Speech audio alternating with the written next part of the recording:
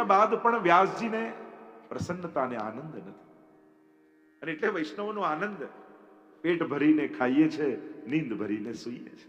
વાર્તામાં આવ્યું ને કે આટલા જન્મો લીધા, ભગવત સેવા ન કરી, પ્રભુને ધરીને ન લીધું, જમ્યા તો બહુ પણ પેટ ભરાયું નહીં. કારણ કે વૈષ્ણવનું પેટ ભોજનથી નથી ભરાતું, પ્રભુના અધરામૃતથી ભરાય છે, પ્રભુની પ્રસાદી કણિકાથી ભરાતું હોય છે. તો હવે પેટ ભરીને ખાધું અને નીંદ ભરીને સૂઈએ છે. બધે જન્મ જન્માંતરની પ્રદક્ષિણાઓ થઈ. માણસ ગમે તેટલી હોટલોમાં ફરીને આવે, એ યુરોપ જાય કે અમેરિકા જાય કે ગમે ત્યાં ફરવા જાય, છેલ્લે પોતાના ઘરના ખાટલામાં પડે ને હાશ ઘરે આયા. એમ જ વૈષ્ણવ બધે ભટકે, છેલ્લે ઠાકોરજીના ચરણોમાં આવીને બેસે ને ત્યારે એમ થાય, હાશ હવે પોતાના ઘરે આયા, પોતાના નિજ સ્થાને આયા. પ્રભુનું ચરણાર ચકૈરી ચલ ચરણ સરોવર જહાં નહીં પ્રેમ વિયોગ. આપણે ત્યાં તો ચરણારવિંદ એ તો આપણું પરમ. મન પંછી તબ લગી ઉડે વિષય વાસના માહી, પ્રેમ બાજ કી ઝપટ में જબ લગાયો નહીં. મન ત્યાં સુધી જ ઉડ્યા કરે, અહીંયા જઈ આવું, આ કરી આવું, પેલું ભરી આવું, અહીંયા ધરી આવું. જ્યાં સુધી પ્રેમ બાજની ઝપટમાં નથી આવ્યો ત્યાં સુધી જ ઉડે. એકવાર પ્રેમની પકડમાં આવ્યો ને પછી પ્રિયતમ સિવાય મન ક્યાંય જતું નથી. પછી તો એના થઈ જવાનું થાય છે. ચરણારવિંદનું સેવન, ચરણારવિંદની સેવા. અહીંયા જે ચર્ચા આપણે કરી રહ્યા છીએ, પ્રથમ સ્કંદ, વ્યાસજીનો મોહ. નારદજી આવ્યા, ઉપદેશ ન કર્યો, પ્રેરણા આપી.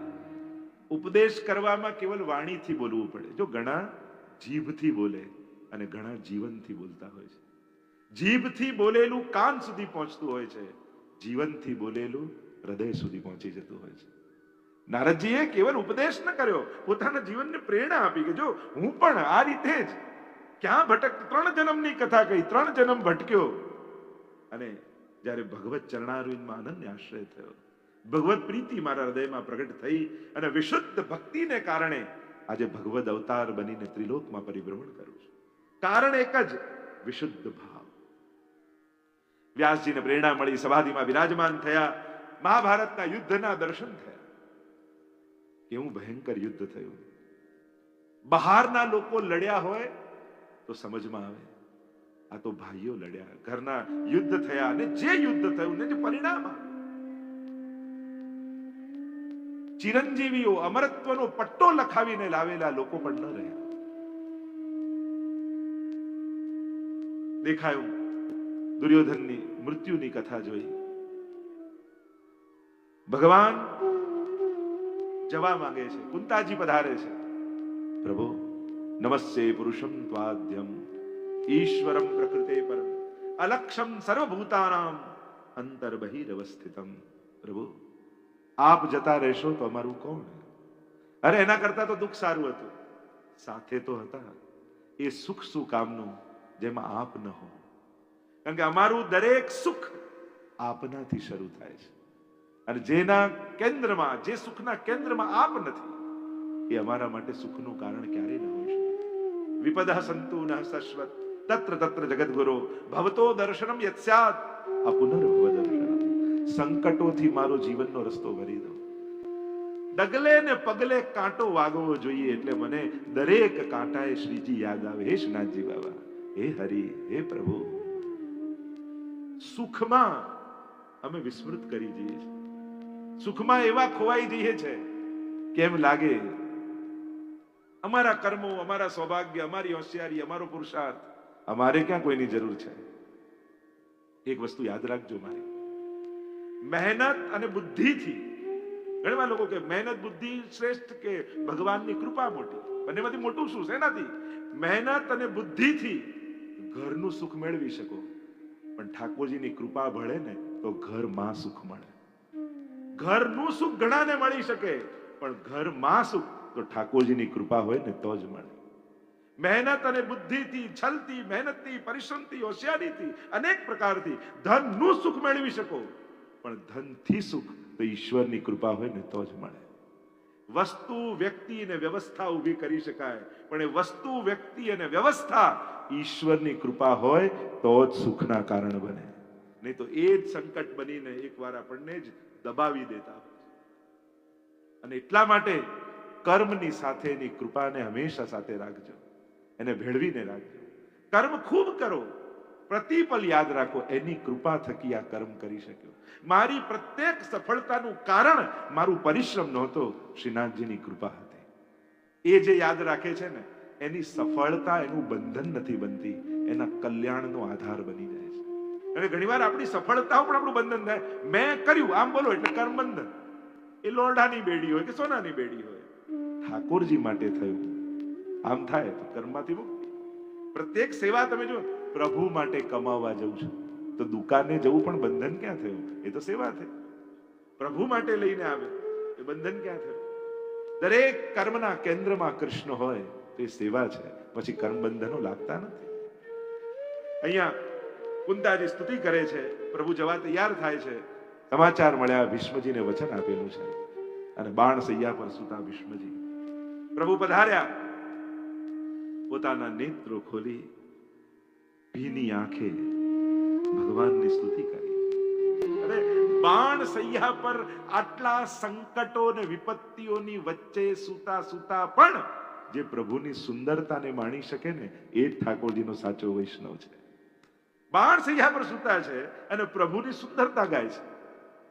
અને અમારા વૈષ્ણવ એવા જ હોય ને, એટલા ધક્કા વાગતા હોય ને શ્રીનાથજીમાં, ગિરિરાજજીમાં, તો એ બહાર આવીને શું કહે, કેટલા સુંદર દર્શન થયા છે ઠાકોરજી. આટલા સંકટોની વચ્ચે, બાકી કોઈ મેડિટેશન વાળાને ત્યાં જાઓ, સહેજ કોઈ અવાજ કરે ને મારું ધ્યાન ભંગ કરાવી દીધું. સારું મ્યુઝિક વાગતું હતું, અંધારું હતું, લાઈટ હતી, નામ હતું, ત્યારે તો એનું ધ્યાન લાગે. પણ અમારા ઠાકોરજી એવા છે, આટલા ધક્કાઓની વચ્ચે પણ જે ધ્યાન ખેંચી લે ને એ અમારો શ્રીનાથજી બાબા છે. એક છે ભક્ત ધ્યાન લગાડે અને એક છે ધ્યાન ખેંચી લે. અમારો ઠાકોરજી સંકટોની વચ્ચે પણ સુંદરતાના અહેસાસ કરાવે છે બધાને.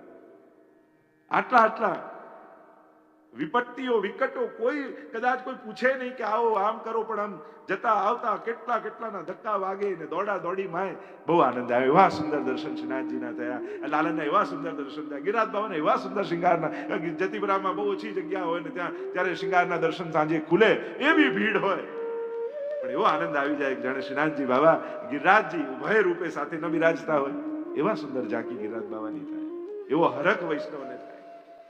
અને આજ વૈષ્ણવની વૈષ્ણવતા છે. સમષ્ટિગત પરમાત્મા જ્યારે વ્યક્તિગત લાગવા માંડે ને ત્યારે સમજો કે વલ્લભની કૃપા આપણા પર ઉતરી ગઈ છે. વૈષ્ણવતા આપણા હૃદયમાં ખીલી ગઈ છે બધાનો, પણ એ પછી આપણો લાગવા, મારો જ.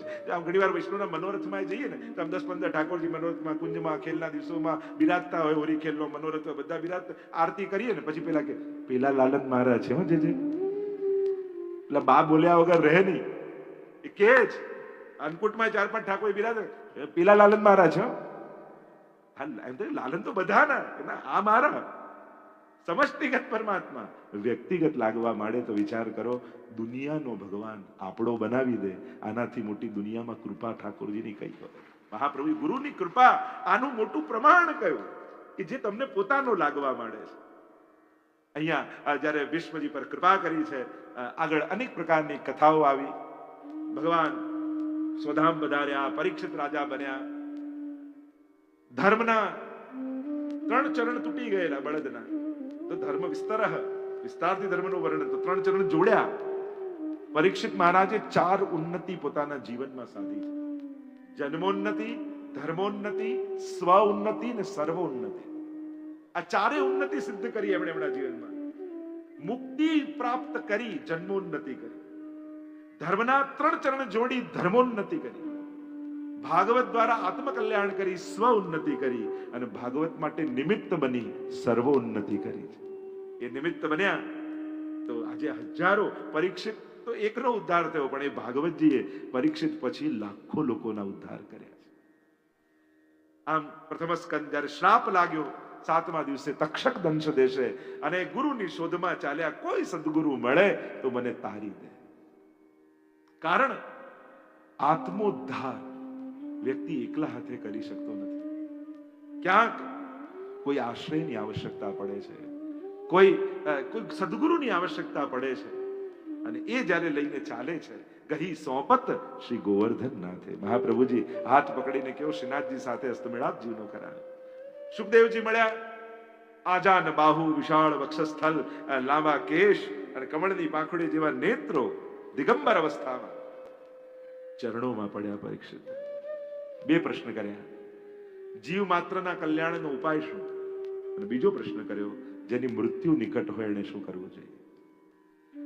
વિરામ થયો પ્રથમ સ્કંદે. દ્વિતીય સ્કંદે સાધન લીલા છે. જેવો અધિકાર એવી સાધનમાં આસક્તિ. શ્રવણના ભેદ બતાવ્યા, અનેક પ્રકારના જ્યારે પ્રશ્નો કર્યા એના ઉત્તર આપતા સુખદેવજી સુકો વર્યાનેશ તે પ્રશ્ન સુખદેવજી બોલવાનો પ્રારંભ કર્યો. સૃષ્ટિ સર્જનનો પ્રશ્ન કર્યો છે. ભાગવતજી ભણ્યા એની ચર્ચા આવી છે. બ્રહ્માજીના પ્રાગટ્ય ભગવાનના નાભી કમળમાંથી ચતુશ્લોકી ભાગવતનો ઉપદેશ, અને ભાગવતનો ઉપદેશ 4 શ્લોકમાં આપ્યો. બ્રહ્મ, જીવ, જગત, માયા, અને વર્ણન કરતા ભગવાન બોલ્યા, હું જ છું, મારા સિવાય બીજું કાંઈ નથી. આ બ્રહ્મ. દ્વિતીય સ્કંદમાં 10વિધ લક્ષણ ભાગવતના બતાવ્યા, અને 10વિધ લક્ષણ બતાવતા ત્યાં કહ્યું કે આ ભાગવત મહાપુરાણ છે, કારણ કે એમાં 10વિધ ભગવાનની લીલા છે. અને એટલા માટે મહાપ્રભુજી પણ કારિકા લખે છે, શ્રી કૃષ્ણમ પરમાનંદમ દશ લીલાયુતમ સદા સર્વભક્ત સમુદ્ધારે વિસ્ફુરંતમ પરમ નુમા. 10 લીલાયુતમ સદા. ભાગવતની આ 10વિધ લીલાઓનું જ્ઞાન વૈષ્ણવને હોવું જોઈએ. અને આ 10વિધ લીલાઓ સર્ગ લીલાથી પ્રારંભ કરી છેલ્લે આશ્રય લીલા સુધી, અને વર્ણન કરતા કહ્યું સર્ગ લીલાથી પ્રારંભ કરી આશ્રય લીલા સુધી, તૃતીય સ્કંદથી શરૂ કરી 12મા સ્કંદ સુધી ભગવાનની 10વિધ લીલાઓનું વર્ણન આવ્યું. દ્વિતીય સ્કંદને વિરામ આપીએ, તૃતીય સ્કંદે સર્ગ લીલા. સર્જનમ સર્ગ. આ જે કાંઈ પણ સર્જન દેખાય છે એ પ્રભુ દ્વારા સર્જિત છે. 2 પ્રકારની સૃષ્ટિનું સર્જન બતાવ્યું મહાપ્રભુજીએ, દૈવી સર્ગ અને આસુરી સર્ગ. જો પુષ્ટિ પ્રવાહ મર્યાદા ભેદ નામનો મહાપ્રભુજી, આપણે 16 ગ્રંથ પણ એક દિવસ જોવાના છે. આ વખતનો આનંદ એ છે, જે દિવસ તમે ચૂકી ગયા એ ચૂકી ગયા. બીજી કથાઓ શું થાય, આજે નહીં તો કાલે, એક દિવસ નહીં જાય કાલે પાછું કથા તો એ જ ચાલવાની છે ને. આ કથાનો વિશેષતા એ છે, જે દિવસ ગયો એ ગયો. જેમ કાલે તમે નહીં આવો તો સર્વોત્તમ સ્તોત્ર ગયું તો ગયું. આ તો એક્ઝામ્પલ આપ્યું, આવવાના છું મને ખબર જ છે, પણ આ આનંદ.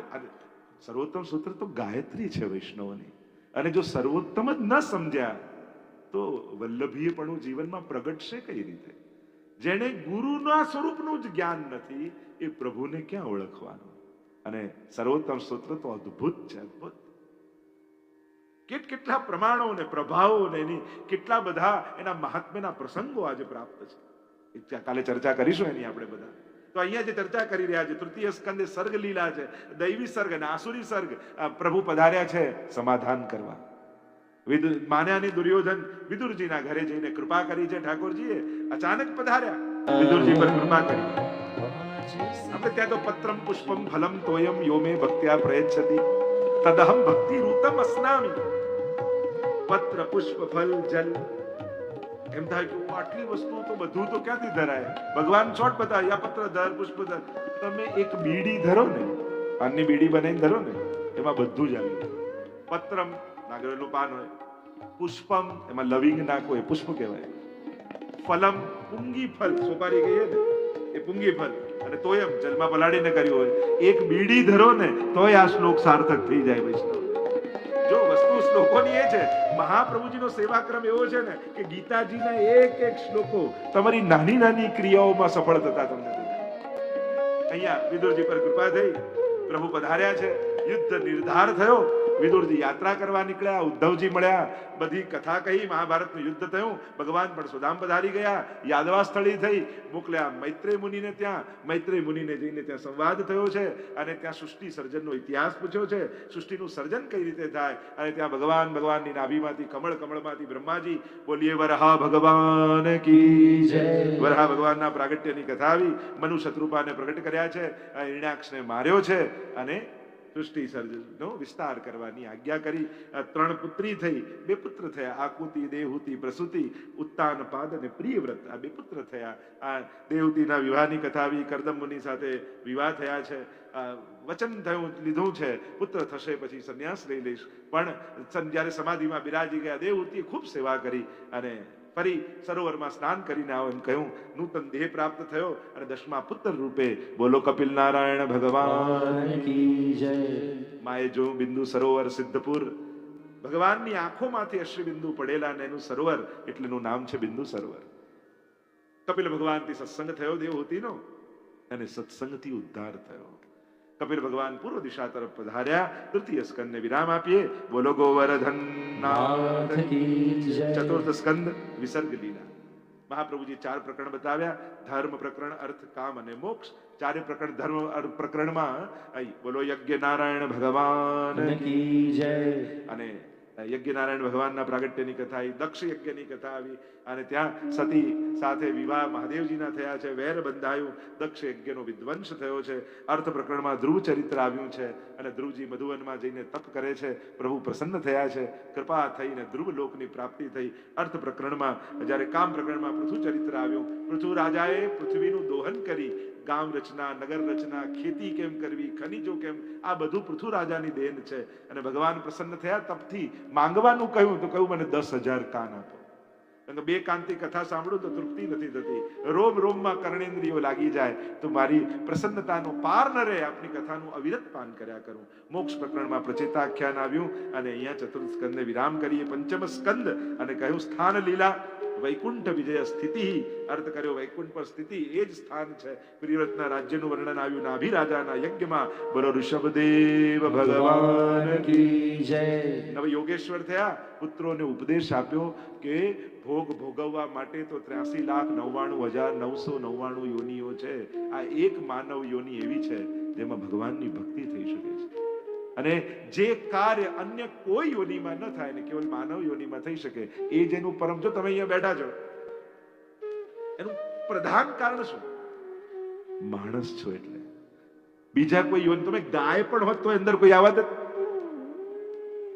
માનવ છો તો કથામાં છો. આપણને એમ લાગે કથામાં બેઠા છે 3 કલાક, અરે ના, આ સાધારણ નથી. આ જ 3 કલાક જેમાં તમે આરામથી ભગવત ગુણગાન સાંભળ્યા, એ 3 કલાકમાં દુનિયામાં કેટલાના એક્સિડન્ટ થઈ ગયા, કેટલા ગુજરી ગયા, કેટલા બરબાદ થઈ ગયા, કેટલાને કેન્સર ડિટેક્ટ થયા, કેટલાના બાળકો બીમાર થયા, કેવું કેવું દુનિયામાં આ 3 કલાકમાં ઘટ્યું. અને એ 3 કલાક જેમાં દુનિયામાં આટલું બધું ઘટ્યું, એવા સમયે બધેથી કાઢી પ્રભુએ તમને કથામાં બેસાડ્યા. તમને નથી લાગતું તમારા પર ઠાકોરજીની કૃપા છે? તમારા પર પ્રભુની વિશેષ કૃપા છે. આપણને નથી લાગતું કે આટલા સંકટોની વચ્ચે પણ ઠાકોરજી હાથ પકડી કથામાં બેસાડી રાખે છે? આ એની કૃપા નહીં તો બીજું શું? એ તો વિચાર કરો, હમણાં કથા ન હોત તો ઘરે જઈને અત્યારે શું કરતા હોત? તમે આ ટાઈમે શું કરતા હોત? ખબર પડી એટલે મેં તો કઈ ના કહ્યું. કેમ હસવું આવ્યું? મેં તો ખરી ખબર પડી એટલું જ કહ્યું. મૂળ વાત એ છે, પ્રભુએ એ બધી લૌકિકતામાંથી કાઢી અને 3 કલાક અલૌકિકતામાં બેસાડ્યા. આ કૃપા નહીં તો શું છે ઠાકોર? ઘણી વાર છે ને આપણને લાગે આટલા દિવસ તો નોર્મલ દિવસ હતા, બસ સવારથી સાંજ, પણ જયારે દુઃખ આવે ને ત્યારે ખબર પડે કે નોર્મલ નતા, એ સારા જ દિવસો હતા. આપણે જે નોર્મલ ડે માનીએ ને કે આજે તો કાંઈ નહીં, નોર્મલ દિવસ ગયો, અરે આ નોર્મલ નથી, સારો જ છે. પણ સંકટ આવે ને ત્યારે ખબર પડે કે આ સારા દિવસો હતા. અને એટલા માટે પ્રભુની આ કૃપા છે. અહીંયા જે ચર્ચા આપણે સ્થાન લીલા, ભરતના રાજ્યનું વર્ણન આવ્યું. હરણમાં મન ગયું અને હરણમાં મન ગયું તો હરણ યોનિમાં ગયા. એટલે જ મન તો હરિમાં જ રાખવું. ચેતસ્તત પ્રવણમ સેવા વ્યાવૃતોપી હરૌ ચિત્તમ. મહાપ્રભુજી એટલે ચેતવે છે, શરીર ગમે ત્યાં રાખ, ચિત્ત ઠાકોરજીમાં રાખજે. અને જેને પ્રેમ પ્રગટ્યો હોય ને એનું જ મન પ્રભુમાં હોય. પ્રભુ એમાં જ, ત્યારે જ મન એમાં લાગેલું રહે. એટલે મન લગાડવા કરતા પ્રેમ પ્રગટાવવાના પ્રયાસ કરો. અને પ્રેમ સત્સંગથી પ્રગટે છે. જેટલી પ્રેમ આસક્તિ પ્રગટ થશે ને એટલું ચિત્ત લગાડવાની કોશિશ જતી રહેશે અને સહજ એનું ચિંતન થયા કરશે. ઘણી બધી ચર્ચાઓ, અનેક પ્રકારની ચર્ચાઓ. ભરત રાજા જડ ભરત થયા, રઘુગણ રાજાને સત્સંગ થયો અને ત્યાં ભવાટવીના વર્ણન, નવખંડો, જ્યોતિષ શાસ્ત્ર, નરકોનું વર્ણન આવ્યું. પંચમ સ્કંદને વિરામ આપ્યો. બોલો ગોવર્ધન નાથ કી જય. ષષ્ઠ સ્કંદ પોષણ લીલા. પોષણમ તદનુગ્રહ. પ્રભુની કૃપા એ જ તો પુષ્ટિ છે. અજામિલ આખ્યાન આવ્યું. ન કરવાના કૃત્યો થયા, પણ છેલ્લે નારાયણ નામ પુકાર કર્યો. દીકરાનું નામ હતું, આવ્યા ભગવાન. અને ભગવાને પાર્ષદો મોકલ્યા, કહ્યું ભગવાનનું નામ તો અગ્નિ જેવું છે, જાણતા લાકડું નાખો કે અજાણતા પડી જાય, અગ્નિ તો બાળી જ નાખે છે. ભાઈ કુભાઈ અનખ આલસ હું, કોઈ પણ રીતે ભગવત નામ લીધું હોય ને એ નિષ્ફળ નથી જતું. એટલે મને તો એમ થાય ઘણી વાર આપણા દુશ્મનોના નામ ઠાકોરજીના નામે રાખી દેવા, પેટ નેમથી સેવ કરતા હોય ને. ઘણી વાર આજકાલ શું મોબાઈલમાં સીધું નામ ન લખે. હવે મારે કહેવા નથી કયા કયા નામે લખતા હોય છે બધા, એ હસબન્ડનું નામ હોય કે વાઈફનું નામ હોય કે ઘણા બધા જુદા નામથી સેવ કરે. પેટ નેમ જેને કહીએ, પાલતુ નામ પેટ નેમ. એટલે મારે બહુ વિસ્તાર ના કરવો જોઈએ.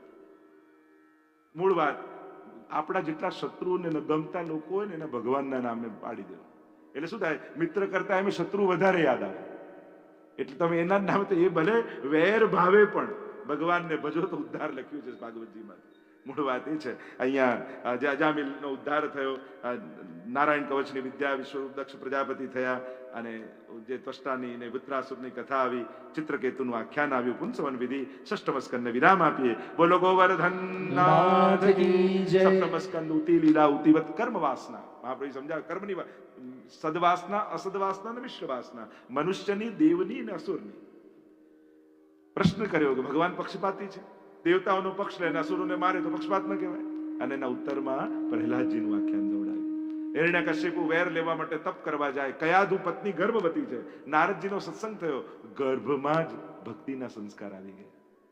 અને આવ્યો, વરદાન માંગ્યું, દિવસે ન મરું, રાત્રે ન મરું, પશુથી ન મરું, નરથી ન મરું, અસ્ત્રથી ન મરું, શસ્ત્રથી 12 મહિનામાં ન મરું. વરદાન મળ્યું. હવે તો કોઈ રાજા જ ભગવાન છે.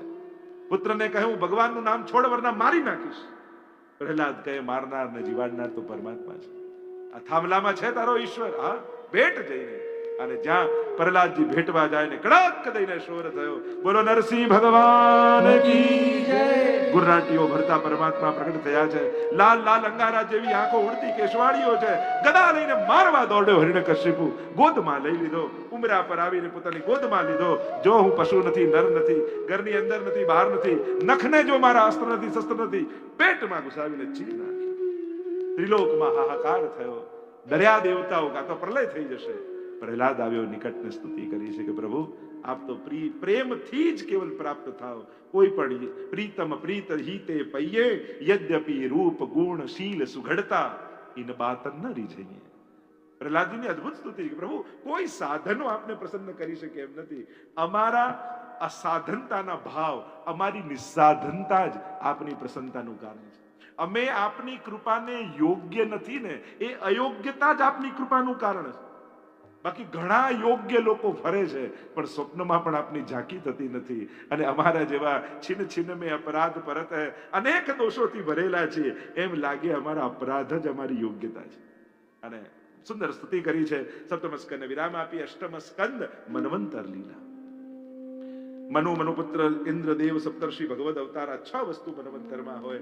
ગજેન્દ્ર મોક્ષની કથા આવી છે. અહીંયા ત્રિકૂટ પર્વત અને ગજેન્દ્ર જીવાત્મા, મોટો સંસાર છે. સંસાર એટલે સરોવર. મૃત્યુને ભૂલીને આનંદ માણી રહ્યો છે. મગરે પગ પકડ્યો. મગર એટલે કાળ. દરેકના પગ તો ક્યારેક કાળ પકડવાનો જ છે. ગભરાયો, બધા સ્વજનો ભાગ્યા. થયું કોણ રક્ષા કરે? સંસાર સાથ છોડી દે ને ત્યારે શ્રીજી સામે ઉભેલો દેખાશે. જ્યાં સુધી આંખોની સામે સંસારનું સામર્થ્ય દેખાય છે ને, ત્યાં સુધી પાછળ ઉભેલા શ્રીજીની ઝાંકી નથી. એમ લાગે હવે કોઈ સાથ આપે એમ નથી. કમળ લીધું. વિચાર કર્યો પ્રભુને છેલ્લી ઘડીએ ભેટ ધરું, પણ એવું ધરું જે ભગવાનની રચના હોય. અને સૃષ્ટિ તો બ્રહ્માજીની રચના છે, મારે ભગવાનની રચના ધરવી છે. અને કમળ છે ને એ બ્રહ્માજીની રચના નથી, એ ઈશ્વરની રચના છે. કારણ કે ભગવાનના નાભીમાંથી પહેલા કમળ ખીલ્યું, પછી કમળમાં બ્રહ્માજી પ્રગટ થયા. એટલે કમળ બ્રહ્માજીનું સર્જન નથી. એટલે ગજેન્દ્રએ કમળ લીધું, હે હરિ કરીને પુકાર કર્યો, અને હે ગોવિંદ, હે ગોપાલ. આવ્યા પરમાત્મા, અને હ બોલ્યા ત્યાં તો ગરુડ પર, ને રી બોલ્યા ત્યાં તો ગ્રહનો ઉદ્ધાર કર્યો. સુંદર ગજેન્દ્રની સ્તુતિ કરી છે. આગળ સુંદર સમુદ્ર મંથનની કથાનું વર્ણન આવ્યું છે. રત્નો નીકળ્યા છે, જ્યાં જ્યાં યોગ્યતા હતી ત્યાં ગયા લક્ષ્મીજી પ્રગટ થયા. બોલો લક્ષ્મી નારાયણ ભગવાન કી જય. અમૃતનો કળશ લઈ બોલો ધન્વંતરી ભગવાન. અસુરોને મોહિત કરવા માટે બોલો મોહિની ભગવાન કી જય. અને આમ સમુદ્ર મંથનની કથા આવી. દેવો દાનવોને માર્યા, સંજીવની વિદ્યા શુક્રાચાર્ય પછી પુનઃ જીવંત કર્યા અને ફરી સ્વર્ગ પર ચઢાઈ કરી. દેવતાઓ છુપાયા પર્વતોની ગુફામાં અને માને એમ થયું કે મારા દીકરાઓ દેવો દુખી છે. પયોવ્રતની વિધિ બતાવી છે અને અદિતિને ત્યાં ભગવાનના અવતાર બોલો વામન ભગવાન કી જય. વામન ભગવાન ગયા ભૃગુ કચ્છ, બલિરાજાનો યજ્ઞ ચાલી રહ્યો છે, ત્યાં આવીને કહ્યું 3 ડગલા ભૂમિ, સંકલ્પ કર્યો 2 ડગલામાં બધું માપી લીધું. બતાવો બાંધ્યો, 3જું ડગલું ક્યાં મૂકવું? 3નું વચન છે. મસ્તક નમાવીને કહ્યું કે 3જું ડગલું મારા મસ્તક પર પધરાવો. આમ 3 ડગલામાં સર્વ અને સ્વ સર્વસ્વનું સમર્પણ કર્યું છે. આગળ મત્સ્ય અવતારની કથા આવી. સત્યવ્રત રાજા કૃતમાલા નદીના કિનારે અને મત્સ્ય ભગવાન બોલો મત્સ્ય ભગવાન કી જય. અષ્ટમ સ્કંદને વિરામ કરીએ. 9મ સ્કંદ ઈશાનું કથા, ઈશસ્ય અનુગામીનામ કથા. ભક્તોના ચરિત્ર ઈશાનું કથામાં છે. સુદ્યુમ્નની કથા, નભગના પુત્ર નાભાગની કથા, અમરીશની કથા, હરિશ્ચંદ્રની કથા, સગર ચરિત્ર આવ્યું. ગંગાજીનું અવતરણ ભગીરથ રાજાએ કરી પૂર્વજોનો ઉદ્ધાર કર્યો છે. આગળ રામ જન્મની કથા આવી. ભગવાન રામ પ્રગટ થયા. બોલો રામચંદ્ર ભગવાન કી જય. નિમિના વંશનું વર્ણન, પરશુરામ દ્વારા ક્ષત્રિય સંવારની કથા, ચંદ્રવંશનું વર્ણન, યયાતિના ચરિત્રનું વર્ણન આવ્યું. રંતિદેવની કથા આવી. 9મ સ્કંદને વિરામ આપીએ, 10મ સ્કંદમાં પ્રવેશ કરીએ. બોલો કૃષ્ણ કનૈયા. નિરોધ લીલા 90 અધ્યાયનો આખો સ્કંદ. 3 અધ્યાય મહાપ્રભુજીએ પ્રક્ષિપ્ત માન્યા. ચતુર્ભિશ્ચ ચતુર્ભિશ્ચ ચતુર્ભિશ્ચ ત્રિભિશ તથા ષડભી વિરાજતે યવસો પંચદાર દેવમ. આ એક શ્લોક તમે બોલો છો ને મંગલાચરણમાં, આ એક શ્લોકમાં આખા 10મ સ્કંદનું સ્મરણ તમે કરો છો. એટલે જ્યારે આ શ્લોક બોલો ત્યારે આખા 10મ સ્કંદની લીલાનું સ્મરણ કરવું જોઈએ. એમાં પ્રકરણ વિભાગ મહાપ્રભુજીએ બતાવ્યા. કારણ કે મહાપ્રભુજીએ 7 પ્રકારથી એકાર્થ કરી અને ભાગવતના અર્થ કર્યા. શાસ્ત્રે સ્કંધે પ્રકરણે અધ્યાયે વાક્યે પદેક્ષરે એકાર્થ સપ્તધા જાનન અવિરોધેન મુચ્યતે. શાસ્ત્રે સ્કંધે પ્રકરણે દરેકના પ્રકરણ વિભાગ બતાવ્યા. અધ્યાયનો અર્થ, અધ્યાય વાક્ય પદે અક્ષરે એટલે ભાગવતાર્થ પ્રકરણ અને સુબોધનીજી આ બંને મળી 7 પ્રકારથી અર્થ કરી એકાર્થ કર્યો મહાપ્રભુજી. આમ મહાપ્રભુજી ભાગવતના અર્થોને આપણે ભાગવત ગૂઢાર્થ પ્રકાશન પરાયણાય નમઃ એવા મહાપ્રભુજીના નામ છે.